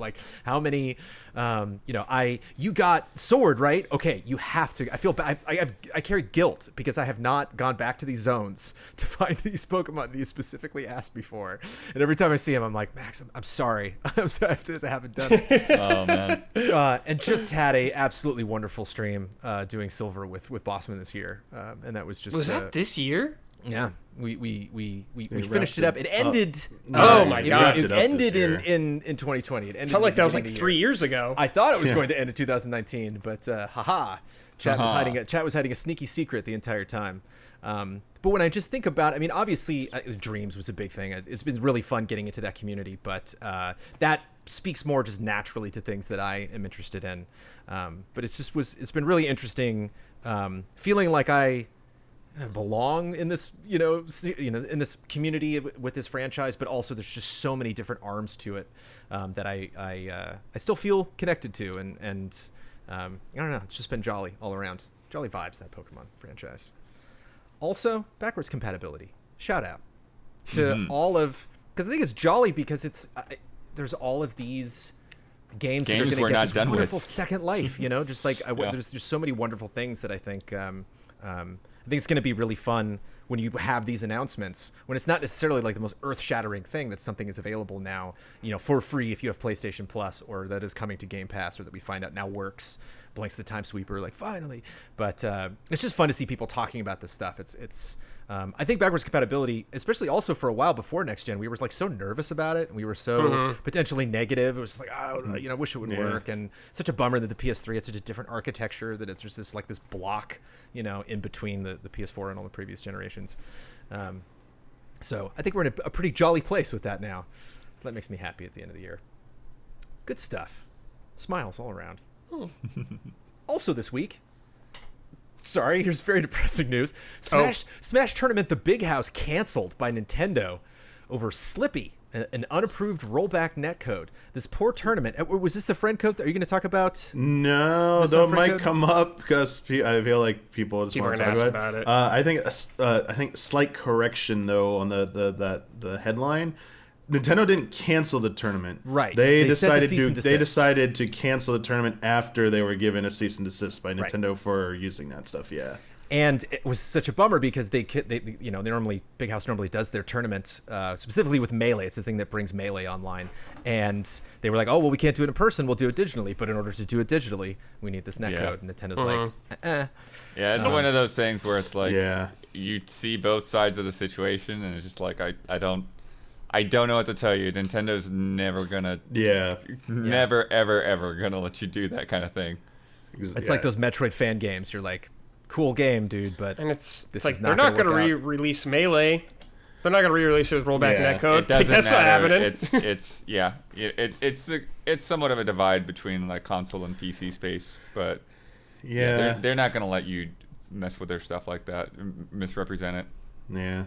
People obviously are trying to. There's been some behind the scenes supposed leaks, and people are trying to extrapolate from this, but stuff about what Nintendo's doing. But I think the bottom line is that Nintendo has always. I don't want to take too long on this, obviously, but bottom line is Nintendo has always made their stance, especially Sakurai, the creator of Smash Brothers, has made their stance clear about how they view what Smash Brothers is.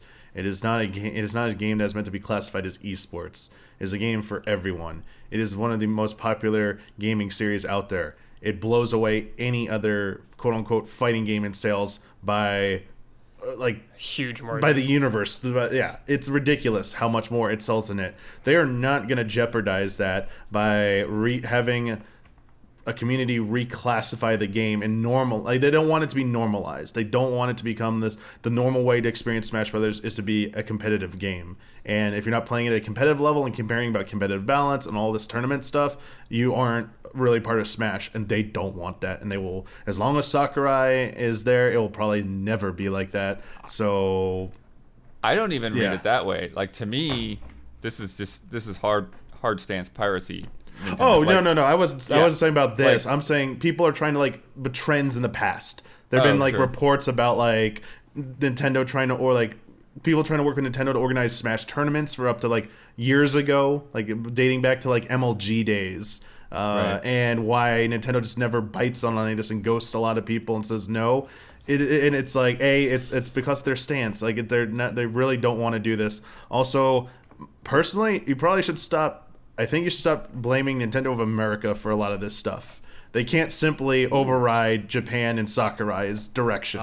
If they are saying what needs to be done, there's only so much you can work with. There's so many stories from Capcom USA about the frustrations they've experienced working with Street Fighter 4 and Street Fighter 5 and having to work with the Japanese side about they wanted to do stuff and they just couldn't. There's legendary stories about Seth Killian fighting with the Japanese side about just the recent Ultimate Marvel Lives tournament that was just Maximilian Dude held. Tasty Steven Yipes were talking about Seth Killian having to fight to keep Magneto in there and Storm in Marvel 3 because Japan didn't want them.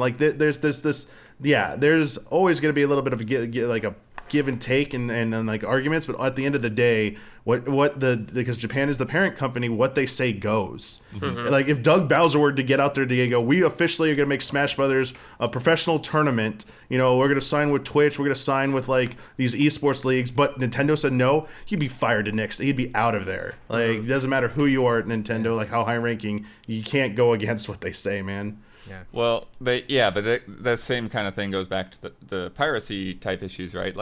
They can't have a high-profile tournament using this unauthorized version of the game. Absolutely not. They would, and they're basically saying oh yeah, Nintendo's okay with you guys pirating as long as you do it in whatever beneficial. Ethically. Right. Yeah, you're talking about again going back to talking about Japan on these issues. Japan is the land where all the boxes, I don't know if this is still the case because it probably isn't relevant anymore. Yeah, but anytime you imported a game, like I said, you cannot rent this.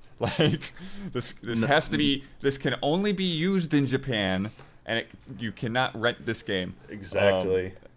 For sale and use only in Japan. Not to mention they didn't want some fan mod making Melee's online look amazing and then Ultimate's online looking like trash. They will not let that happen either. There's so many reasons. We can move on obviously, but it's the way it is. This always comes up every year about why Nintendo doesn't do more, and it's this is how I feel the Melee community's been fighting forever. I feel for them. I understand the frustration, man, but it's not going to happen, unfortunately. Yeah, I think they just, like I was saying, I think there's some issues where there's definitely a headache and there's definitely a reason to push back on Nintendo, just organizing general in-person tournaments. But as soon as you start getting into modding the games, it's I don't know what you expect. Nintendo's not budging. Mm-hmm. Good takes. Thank you. He beat you to it, Brad. Twitch streamer Distortion opened the secret door in Demon's Souls and found I watched it live. And found the Penetrator armor. Nice. I watched it live. I watched Distortion. Yeah, I've been watching him for years. Nice. So only he gets this armor, or does every Canadian? No, he just figured out he got the item to do it. Items to do it. Right. A lot of hidden coins, Dom. Like Shadow of the Colossus. Oh, it's basically that. Yep. Yeah, nice. Had to use fractured mode to find a lot of them. Fractured mode. Yeah, I don't know Demon's Souls. Somebody just speedrunner just beat Demon's Souls in 20 minutes. People are all sorts of ways faster than that. Crack open that game. The new Grand Theft Auto Online update is called Cayo Perico.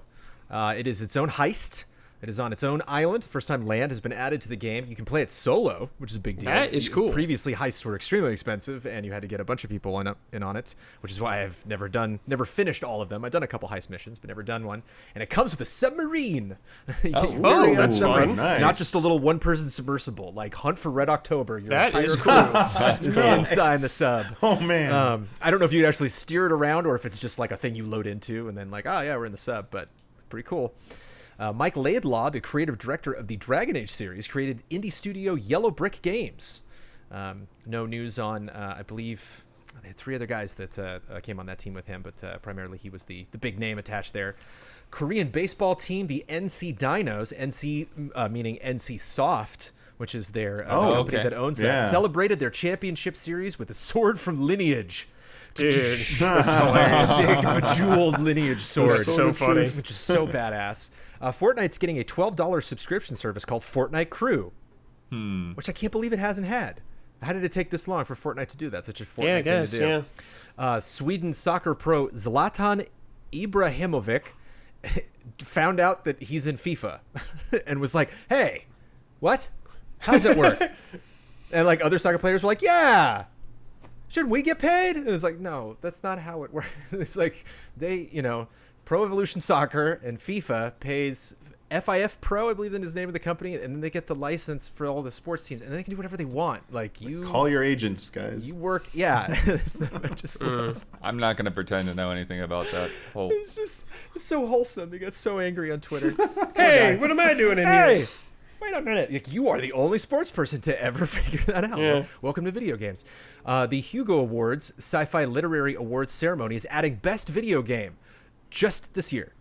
They're like, we're not doing it again. We're only doing it for this year. One time. Yeah, just one time. Enjoy it while you get it. But obviously, they hand out a lot of writing awards, and so a lot of writers are like, oh, come on. This would be a big thing for you. And obviously, as hopefully in our case, will probably turn a lot of eyeballs toward the Hugo Awards. Red Dead Online is getting released as its own standalone game on December 1st. Very It's interesting. $5, right? Yeah. Yeah, I don't it's know. really cheap. Yeah, I don't know. That's cool. Curious to see how well that does for them. How many more people sign on to Red Dead Online? I don't know if that was the barrier. A lot of people think that Red Dead Redemption 2 looks like a horrible game, but that Red Dead Online, curious about. Rainbow Six Siege is coming to PlayStation 5 and Xbox Series X on December 1st as well. Monster Hunter World Iceborne is getting a limited time movie-based event starting December 4th. Yay? I thought you were going to say starring Mia Jovovich. Sure, whatever. Yeah. No, I think she's like in the thing. I'm not even kidding. I think. There's a couple of quests, and Ben was bemoaning the which I forget which one it was, but yeah, it was like Black Diablos, I think. It's tough. Yeah. He said. Yeah. And Mortal Kombat 11 is getting 3 skins based on the 1995 movie. Raiden, really cool. Sonya, and Johnny. I think it has Love some that. of the VO too. Yeah, the original voice actors like Yeah, this that's is really cool. Everything. Yeah, Lambert coming back. Yeah. Dude, I don't know if they got samples or if he re-recorded, but such a weird Raiden, and tempting to go back and check out Mortal Kombat 11, but lots to play. That movie. I mean, the guy that did Shang Tsung the movies is like Shang Tsung in the games now. Yeah. So Which is awesome. It works. Handful of people Full on circle. a leaky boat are going to save the world. it is time for Love and Respect.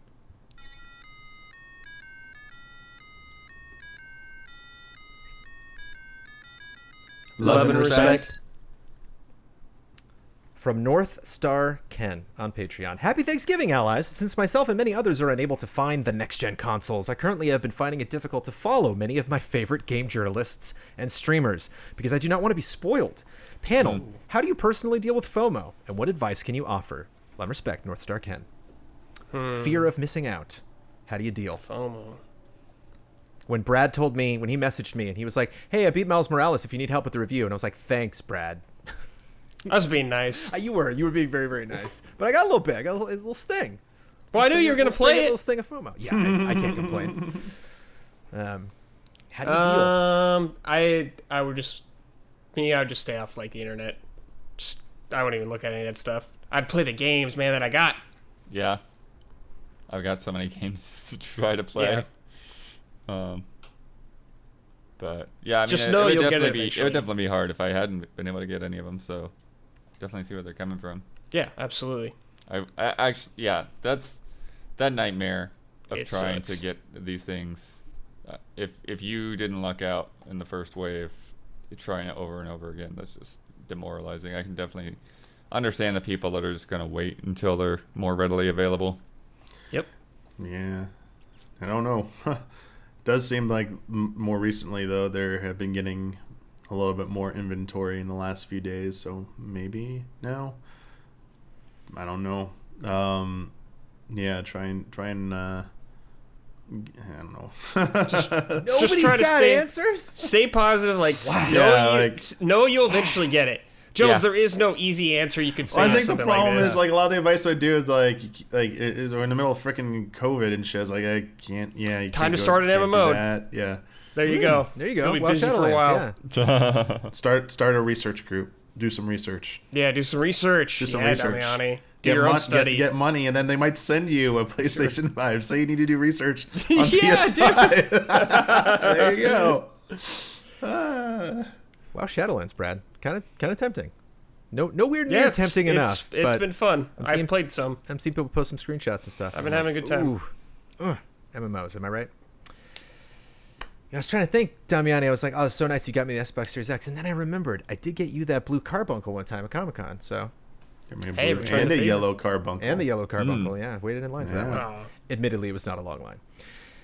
Corey Swafford, hey allies, Bluepoint Games remade a PlayStation 2 game for PlayStation 4. More recently, they remade a PlayStation 3 game for PlayStation 5. If this pattern continues, can we expect to see Bluepoint's remake a PlayStation 4 game for PlayStation 6? So my question is this: which PlayStation 4 game would you like to see Bloodborne. Bluepoint You already remake know- on yeah, you already know PlayStation the 6? answer. Bonus points Bloodborne. for answers that aren't Bloodborne. Love and respect, Corey. Aren't Bloodborne. So PS4 game for PS6. I just don't see that actually Bloodborne as like a would- that hungry actually would remake game. It's benefit like, from yeah, it. can we make this game look good for a change? Like, what a gorgeous Well, game. could you make Like, it run good for a change? there you Then go. yes. Okay. PS4 game. PS4 game. I mean, yeah, in a game that I feel like sticking to an exclusive might be. I don't know, because like games that'd be obvious because they've done God of War, they've done Metal Gear, so maybe Metal Gear Solid 5, but Right. I really don't know if those Oh are. shit. MGS5. Yeah, God of War 2018, like doing a, but I mean that feels like so soon. Like I feel Oh. like it needs to be at Silent the beginning. Hills. It needs to be at the Silent beginning of the Yeah. the. I'll have them remake Horizon. Oh. I think they can make it look real nice. Ooh, And Horizon. real nice, yeah. Or MGS5, just add all that content. I mean, Add the ending. we They know don't those, add. we know those scripts. did are we somewhere, say? like- Did we say They Last add tiny Guardian? things. No, that is a funny one though. They might as well, Damiani. There you go. Last Yeah. Guardian. Yeah, They got experience. we're ready to go. I would love to. I mean, on a personal level, I just looked it up. So I was looking at games. Gravity Rush 2. Oh, Yeah. dude, 1 Yeah. and 2, because they did the Gravity Rush was already remaster, right? remastered for PS4 because it was a Make Vita 'em both. game. But yeah, Make I'd 'em take both. both. Well, I mean, okay. Well, I won't say anything more. Again. Because you played 2 in any one day. Yeah, I feel like that. I don't know. Is there will Uncharted 4 need to be remade? I don't know. These games don't seem like they're so dated. Shit, Right, you can right. make Dark Souls 3. Yeah, Do it again. you got to go into the future. 10, like 7, 8, 9 years in the future. Sekiro. When You we're can getting remake that PS6, too. Just yeah. remake every From Software game, and I'll be happy. Making everything. From Walter Avila. Remember when Overwatch 2 was announced? I just remembered yesterday.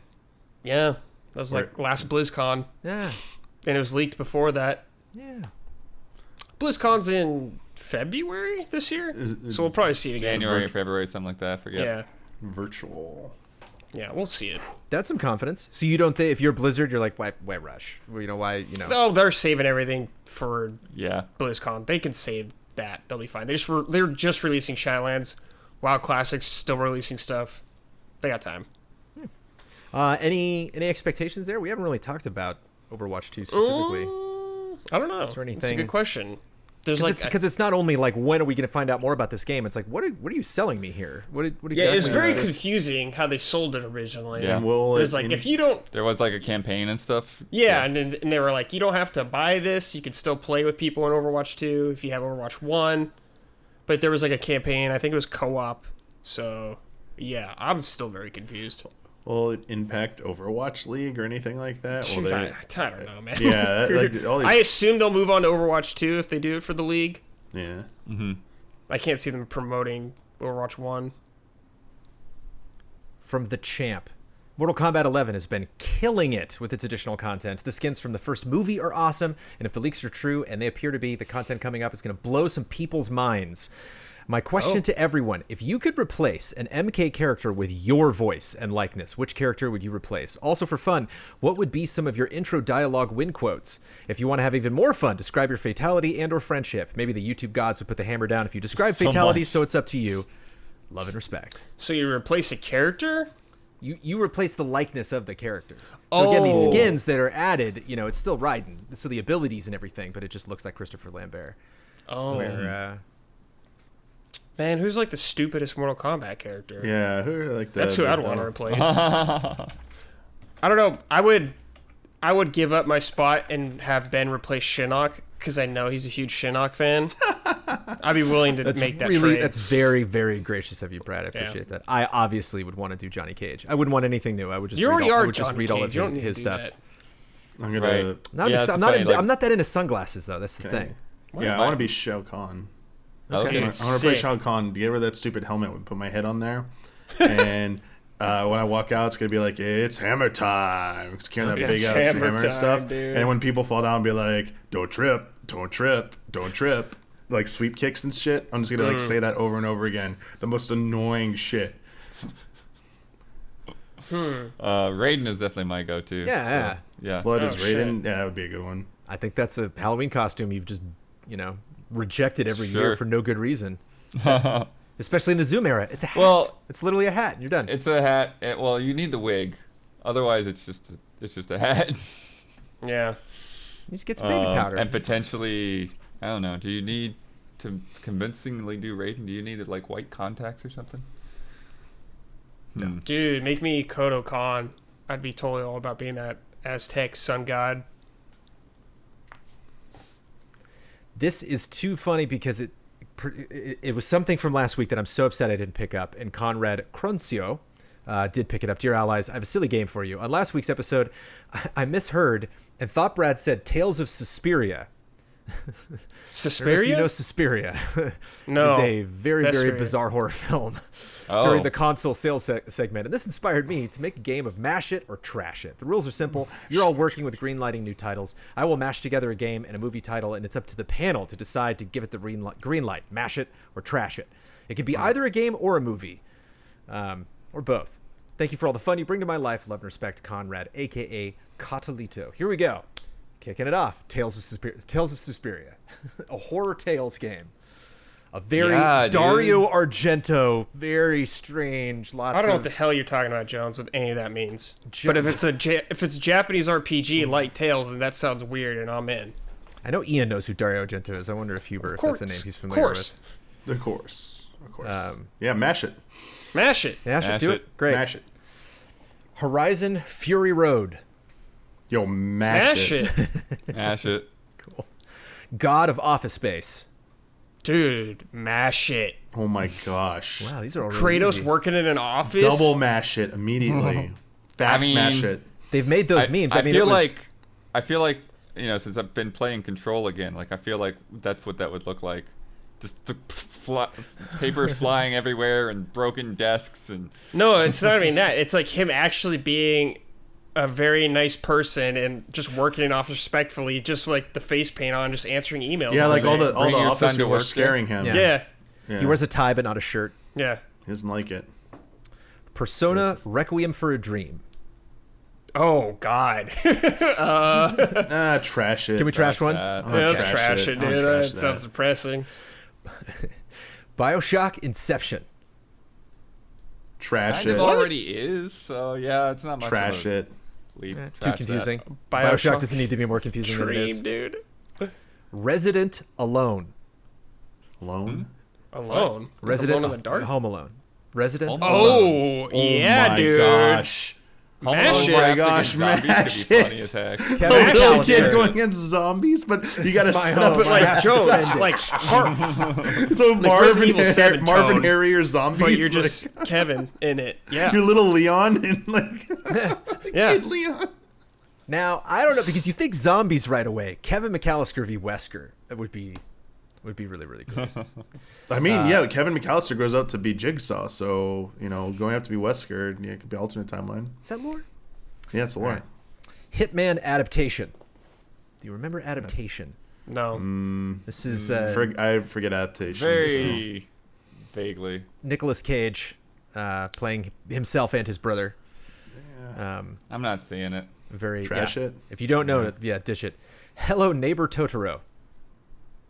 Hello. man. trash What's the first that. part? That's bad Wait, vibes. what- You got to That's sneak bad into. vibes. You got to What's sneak the in. game being meshed with it? Hello, Neighbor. Oh, Hello, neighbor. You got to stealth into Totoro's tree. And he's just No. he's around doing so. All right, I tried. They won't buy Trash that. it. Yeah, they won't go. Raiders for of the Last of Us. Oh yeah. It's Oh yeah. Uh, I'm in, baby. Anything for an indie game for me. Dude, Indiana Jones killing zombies? You're not into that? What's wrong with you guys? Jones, what's going on? way We've seen too Indiana dark Jones. for that I hate seems these way guys. too dark for Indiana. What are you talking about, Jones. dumb man? People's faces get melted off dude. in Indiana Yeah, but Jones. that's like dumb. That's Temple dumb of Doom 80s invented action. the That's not- PG-13 that's not- rating. Yeah, man. It does not take itself too seriously. So, okay, you can have Last of Us Enemy Zone style gameplay, just the Indiana Jones tone, Damiano. You can still have the goofy death then.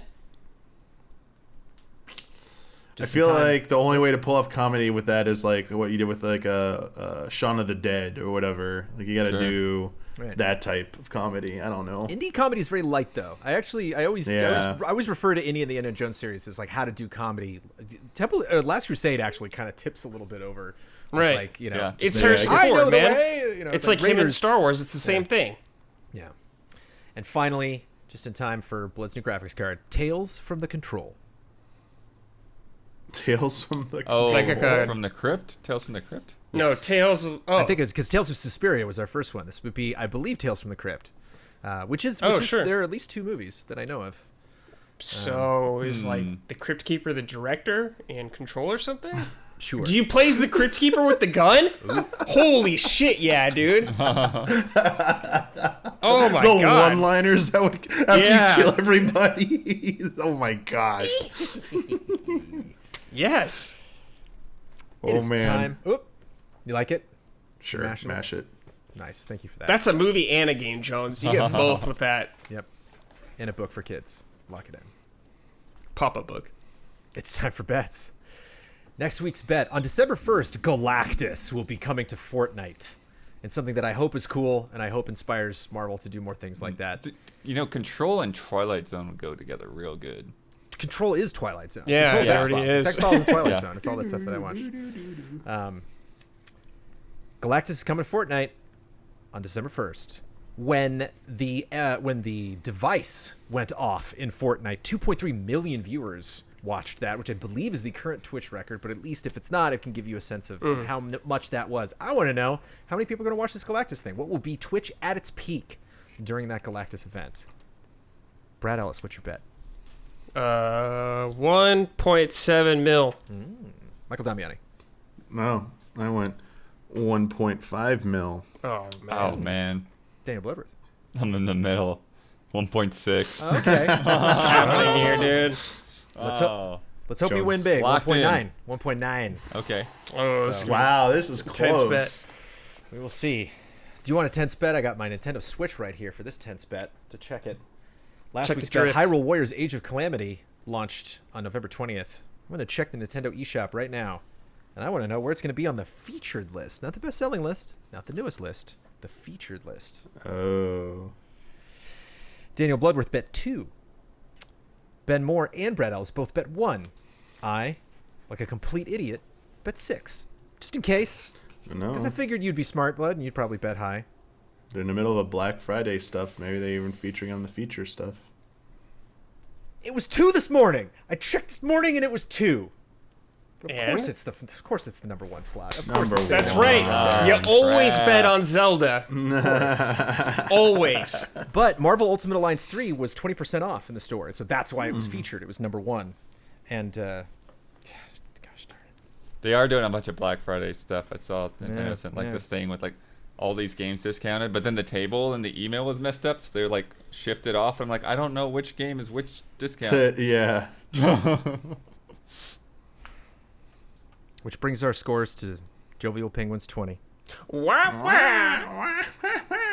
Astonished Scorpions 16. What? Oh, Now, here's down the by thing. 4. I know. Well, Oh. down and potentially out, but we do Well, we have can get 2 points at any time. Yeah. right. Again, there's that intelligence that I just referred to a few seconds ago, Bloodworth, that sometimes helps our team win. So yeah, that's the thing. It's like we won't know, I think, at the end of the next podcast, if we don't bet on the same thing, if we don't know that we could potentially win, if that can't happen. I'll do the math on it, but Yeah, we could be gonna have down to and do that out. math. We got to perform like we've never performed before to win the year, which I can't even remember the last time I won a year on this podcast, but whatever. It's fun to moderate, at least. Let me tell you about patreon.com/easyallies. You know what it is. It's the last podcast of the month. And every time we do the last podcast of the month, we thank all of our patrons at the podcast producer tier and beyond. So a shout out to all of those people at the podcast producer tier. It's funny, Ben was not remembering the Q&A tier, but the Q&A tier's got to be 20 because the producer tier is 25 because that's where I stop when I get that list of names.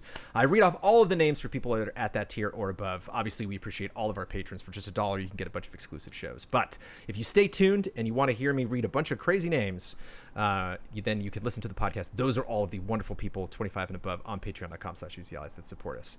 And thank you to them, but we reserve the shout-outs specifically to 4 wonderful people that are at our very top tier on Patreon. Blood, you are going first. I'm going after you. Brad, you are number 3. And Damiani, you are going last but not least. Shout out to Caleb Togi Crawford, L. Fanis, Greg the Dark Knight Kettering, and Nick.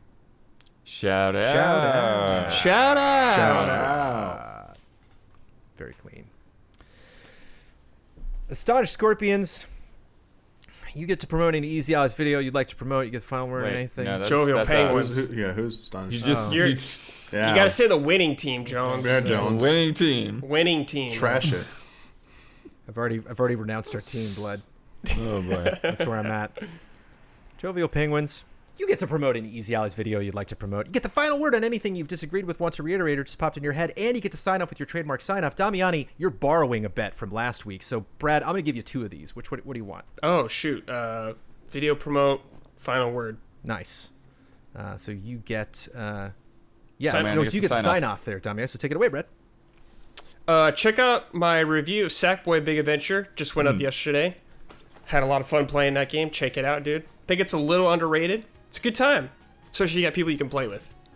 Final word is always bet on Zelda. Believe in Zelda always, and you'll be a winner.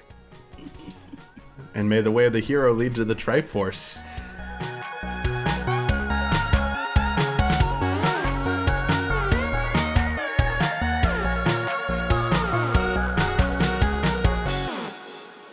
That's a customer service call. Like that, you can't keep going with that. That's nuts. Ray tracing.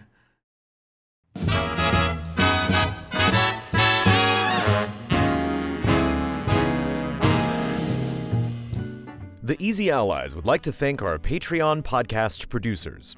We apologize in advance for all the ally names we are about to misspell and mispronounce. Caleb Togi Crawford, L. Fanis, Greg the Dark Knight Kettering, Nick, Walker Hope, Mark Dalga, Will Schmuck, Sigma, Robert Stoffel, Zachary Wingate, Thomas Wigginton Jr., Dave Red, Paulo Costabel, Discarded Digit, Ali Cat, Damnable Nook, Happy Gaming, Miguel Rivas, Valmar, Blue Water, Blue Sky, Daniel Portillo, Jose Gutierrez, Alex AI, Rob Bob Will, Beaten Down Brian, Chum Nguyen, Roy Sung, Lakota 1010, Yasser Kerbushi, Bradley Spees, Hayden Hargraves, Jesse Blue, Nicholas Johnson, Jesper Lawson, Douglas Chomitz, Jay Shee, Justin Moore, G. Levin, Matthew Pauling, G. Ken, Gary James, The Banana Forklift Killer, Marcel Markov, Catherine Lai, Todd Yurkovic, Candy Coated Thorns, Hitman 47, Rack, Matthew Holcomb, Oni Blackmage, Niz Klujgard, Jordan Kirk, James Vitt, Sam Handrick, Stephen Thomason, Robert Crouch, Luke Bennett, John Burns, S-Snake24, Mango, Richard Johnston, Mark J. Betters II, Adam Henry, Brad Grenz, Andrew Stoke, Jake Musser, Eric Crone, Jan Tyson, Danny Vlar, Daniel Dupree, DRD 7 of 14, Sabine T, Charles Anthony Iapicino, Samsa Stormbaum, Marble Match, Justin Chang, Sage Mode Q, Maceface, Jif W52, Gabriel Johansson, Stepan Hakobian, Ryan Anderson, Christopher Santos, Strikeout NZ, David Boyarsky, Faraz Rizvi, Pete Shoemaker, Reed Johnson, Manuel Thomas, Michelle Nubb, Mikey Mizek Novak, Alex Monaco, Paul Bishop, Marco Hernandez, Daniel Wong, V. Kira Ray, Don Turner, Sebastian Urban, Eddie Reisner, Sebastian Trier, Adam Scherenbrock, Azazel Valkyrie, Junya Motomura, Ivan Ponce, Tuttle, Joshua Vanswall, Tense George, Colin Hoylman, Barry, Cyberboa, Forrest, Eric Maynard, Chase Caldwell, Isun Chor, Leon Keys, Chris the Pianist, Ian Anderson, Philip Higdon, Nycrypt, Jai Aldiar, Robert I, C.S. Lewis, Ahmed Al-Rashed, Bonnie and Jason Connor, Travis Miosi, Mike Calvi, Alex Glass, The Fatty Show, DanPan16, Wouter DeHaze, Malcolm Moschette, William Heaney, Not Jack, Mithers Strongbeard, Jana, Anthony Galvin, V8 Dave, Oru Gacchino, Dakota Hayes, The Classiest Hobo, Misuki 211, Matt Karwoski, Liam Ahern, Bunny Chen, Materia Addict, Arthur Henrique Chinaglia, Culinary Stud, Edison S. Prada Jr., Tim Mann, Crediar, Mauricio Fuentes, Jesse Fish, Gabriel Aberg, Zahid Hosseini Karami, Lee Young, Alexander Zirianov, Morpheus, Christian Hundorf, Brian Foster, Sean Cornett, Linson Wu, General Piet, Matthew Migler, Brandon White, Christophe Fatui, Michael Clendenan, Aurelien Grenier, Eric Gustafson, Trevor Thomas, Michael Kozachenko, Adam Lindsay, Corey Landega, Pablo Rodriguez, Alec Church, Ibrahim Sozer, Carl Williams, Gustav Strombaum, Volker Bach, Russell Bateman, Lindsay Wells, Jason I, Nefertiti Jenkins, Jesse Fatelli, Jonathan and Amy Alconis, Quinn Riley, JC3, Paul Molson, Isaac Swanson, Jameson Lapine, Max His Shame Turman, Bread Roll Art, Matt Ford, Joey Din, Splontot, Jordan Phillips, Ryan Wagner, Matthias Clare, Spencer Stevens, Jeffrey Murillo,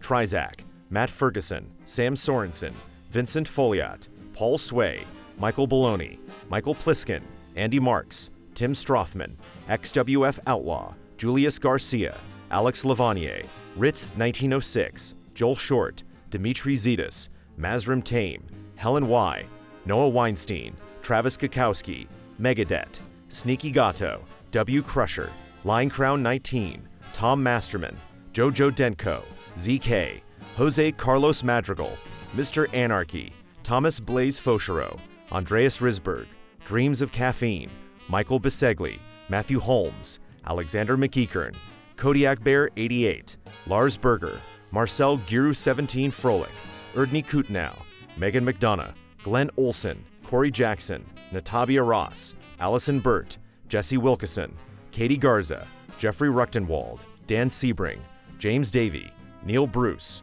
Silent Consonant, Craig Happ, Travis Ing, Cody Westley, Cisco Ace Jackson Garcia, Kroldemort, Jeremy Ferris, Clay Roberts, Super 3D Cow, Ahab, Mick Roper, Accounts Payable, Tristan Howard, John Gallagher, Willow Pingree, Andrew Reif, Mikhail Aniel, Blue, Matthew Eden, A Filthy Lot, Neuromood, Mike Hook 1, Miguel, Retroidvania, Delisi, Ethereal Ether, Mo Grant, Roy Eschke, Nick Waterman, Fishflop, David Wilson, Maverick Lee Back, David Wen, Tim O'Keefe, John Robertson, Harrison Holt McHale, Shut Up Victor, Blake Bonsack, Bryce Hornsby, Toasty Soul, Jethrin, Hadi Ali, Gon Kef, Jack Cullen, Espen Gotchman, Jad Rita, Chief Uhu, Brian Fuller, Matthew T. Ryan, Toad Shadow, Luis Ibarra, Monica, Malianware, Alton O'Connell,